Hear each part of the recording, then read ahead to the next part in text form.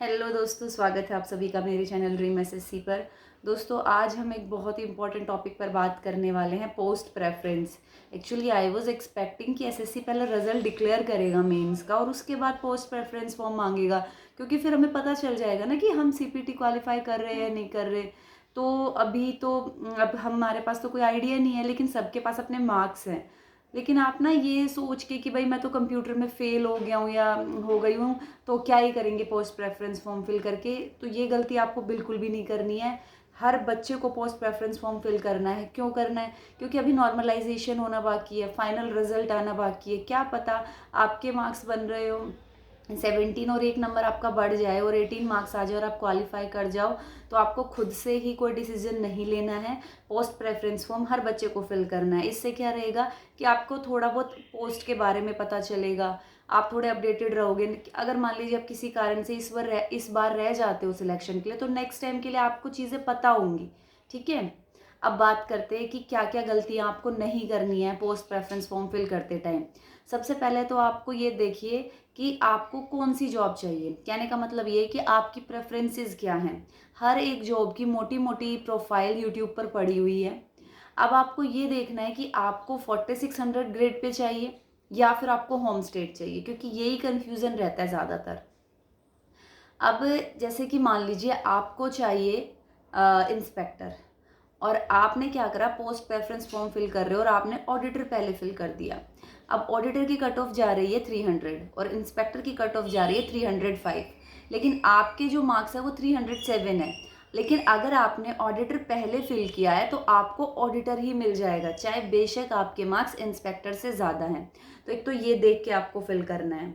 दूसरा, आपको क्या ध्यान रखना है कि मान लीजिए आपको होम स्टेट चाहिए। अब आपको अच्छे से पता है कि भाई इस 4600 ग्रेड पे के लिए मैं एज पे पास होऊंगा अगर हुआ तो। लेकिन अगर आपने मान लीजिए आगे रख दिया है एक्साइज इंस्पेक्टर, आपके मार्क्स थे 303 और आपको लग रहा था कि आप नहीं कर पाओगे इंस्पेक्टर के लिए क्वालिफाई, मुझे तो ऑडिटर मिल जाएगा और होम स्टेट मिल जाएगा क्योंकि मेरे मार्क्स अच्छे हैं। लेकिन क्या हुआ, कट ऑफ थोड़ी कम चली गई और आपको गलती से इंस्पेक्टर मिल गया।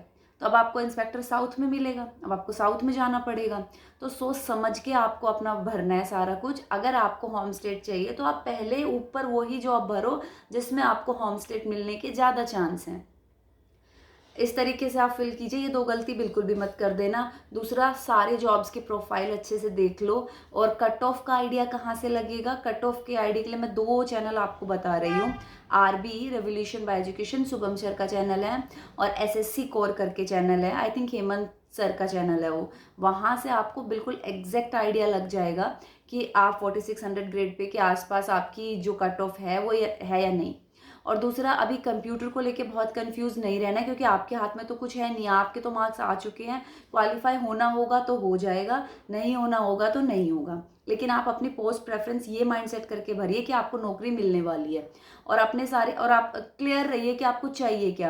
ये नहीं कि आप कंफ्यूज हो रहे हो, कोई आपको कुछ बता रहा है, कोई क्लियर रहिए अपने प्रायोरिटीज़ के लिए कि मुझे होम स्टेट चाहिए, मुझे इस तरीके की वर्क लाइफ चाहिए, मुझे, मैं प्रेशर झेल सकता हूँ या नहीं झेल सकता, मुझे तो शांति वाली जॉब चाहिए। हर एक जॉब के अपने वो हैं। अब जैसे कि डिविजनल अकाउंटेंट भी कहते हैं कि वर्कलोड कम है लेकिन जेड सिटी मिलती है, आपको वो एकदम हाई फाई लाइफ नहीं मिल पाएगा। इनकम टैक्स इंस्पेक्टर तो टॉपर्स ऑप्ट करते ही हैं, लेकिन कुछ बच्चों को यूनिफॉर्म चाहिए तो वो एक्सरसाइज के लिए जाते हैं।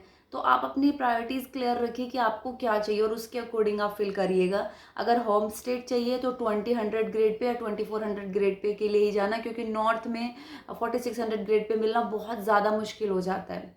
अब मैं अपनी बात करती हूँ कि तब मैंने 2021 का पोस्ट प्रेफरेंस फॉर्म फिल किया था, तो मेरे अंदर भी यही, मेरे दिमाग में भी यही डाउट्स थे कि मैं क्या ऑप्ट करूँ। मैं 4600 ग्रेड पे लूँ क्योंकि मेरे मार्क्स इतने बन रहे थे कि मुझे 4600 ग्रेड पे आराम से मिल सकती थी, या फिर मैं होम स्टेट के लिए जाऊँ। अब एक्चुअली मेरे को ये था कि मेरे एक्साइज इंस्पेक्टर मेरा ड्रीम जॉब था। एक वर्दी के लिए मेरे दिल में एक अलग ही रिस्पेक्ट है।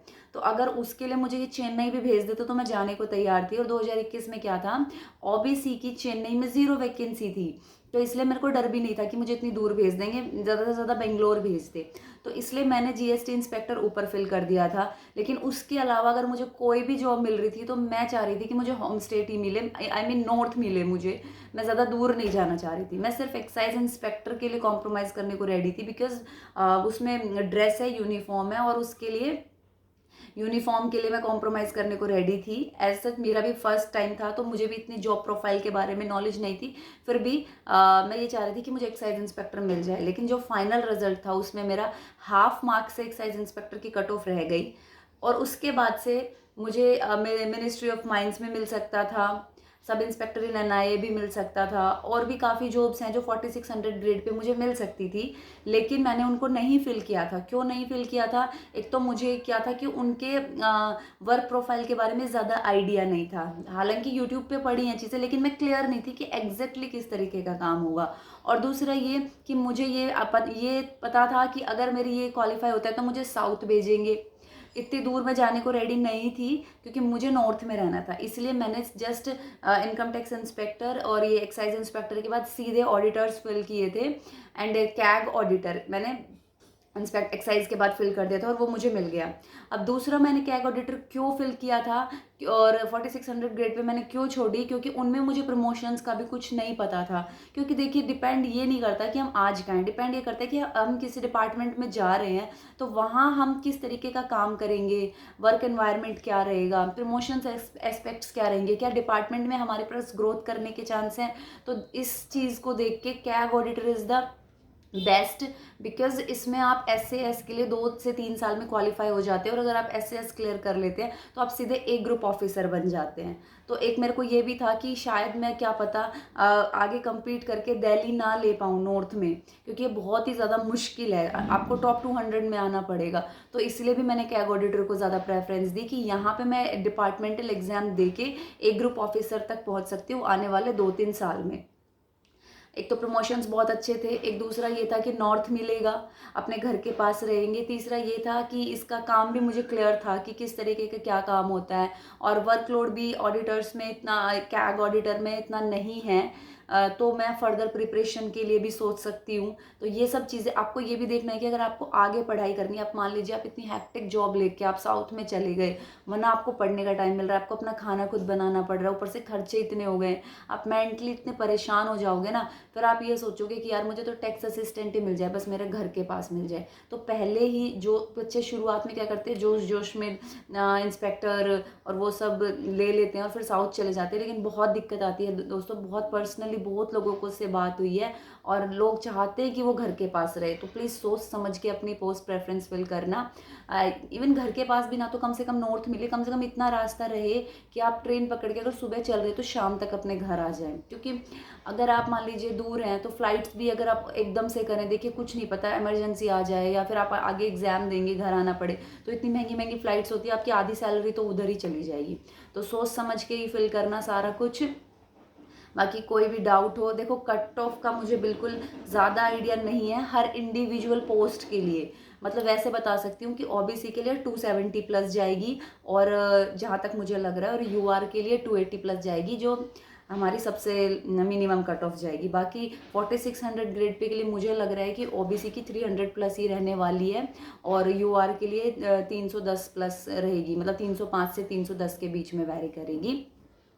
बाकी आप वो जो चैनल मैंने बताए हैं वहाँ देख लेना। बाकी बहुत सारे लोग पेड गाइडेंस भी दे रहे हैं। अगर आप बहुत ज़्यादा कंफ्यूज्ड हैं तो आप उसके लिए भी जा सकते हैं, और क्लियर रहना है मतलब माइंड में कि मुझे क्या चाहिए, ताकि बाद में पछतावा ना हो। ठीक है, और जिस जॉब को चाह रहे हो कि ये मिले, उसका आपको A to Z सारा पता होना चाहिए। ऑडिटर के लिए मैंने आपको बता ही दिया इसके फ़ायदे क्या क्या। एक तो वर्कलोड कम है, दूसरा अगर आपके मार्क्स अच्छे हैं तो घर के पास मिल जाएगा, तीसरा ये है कि इसमें आपको डिपार्टमेंटल आपकी जो ग्रोथ है वो बहुत जल्दी होगी। आप, क्योंकि SAS तो आपको AA बनने के बाद भी देना ही पड़ेगा, तो ऑडिटर बन के भी तो ऐसा तो है नहीं कि आप AA बन जाओगे फिर आपको SAS नहीं देना पड़ेगा। तो यहाँ पे आपको देना पड़ेगा, फिर आप सीधे क्या हो जाओगे, एक ग्रुप ऑफिसर हो जाओगे आप, एक आपके पास एक गजेटेड आप पोस्ट होगी, आपके साइन की वैल्यू हो जाएगी। तो ये भी एक बहुत ही अच्छा मुझे लगा, इसलिए मैंने कैग ऑडिटर ऑप्ट किया था। ठीक है दोस्तों, आई होप आपको इस वीडियो से कुछ चीज़ें क्लियर हुई होंगी। अच्छी लगे तो प्लीज़, वीडियो अच्छी लगे तो प्लीज़ लाइक कर देना, और दोस्तों मेरे चैनल को सब्सक्राइब कर देना। ऐसे जैसे कि मैं हमेशा कहती हूँ कि मुझे भी आप लोगों के सपोर्ट की बहुत ज़्यादा ज़रूरत है। ओके दोस्तों, मिलते हैं किसी नेक्स्ट वीडियो में।